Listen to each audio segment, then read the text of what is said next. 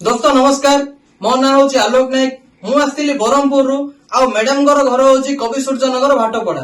मु मैडम को देती अमृत जूस को पाइलर तांकर मौलकंटक रोग थिला एबे तांको मोर सुनिबा तांकर केमती कोन रिजल्ट आछि आ तांकर कोन कोन भलो होई जाइछि याकू खाइबा परे तो मैडम आपनर ना मो ना लक्ष्मी छाटई मोर मलकंठ रोग थिला से मलकंठ 3 दिन पर मोर भल हो जाइछि तापरे गोड़ हाथ बिंधा कटा थिला सेटा मध्ये भल हो जाइछि आ दुर्बल लागुथुला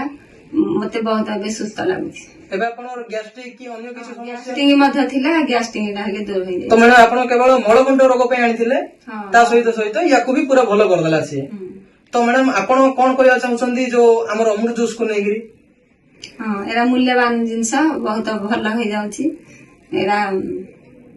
समस्त व्यवहार करबा दरकार व्यवहार करिया दरकार तो बंधुगण देखिले आमे जेमती की लक्ष्मी मैडम को देइथिलु आमे कवि सूर्यन भाटपड़ा रे आ तांकर 3 दिन रे केवल मलकंठ रोग पूरा भल हो जाइछि ता सहित तांकर आंठू बथा तांकर गैस्ट्रिक आउ तांको निद भी टिके ठीक से होनुतला जोडा कि मैडम कहि पारलेनी तांकर एबे वर्तमान पूरा पूरी भल हो जाइछि।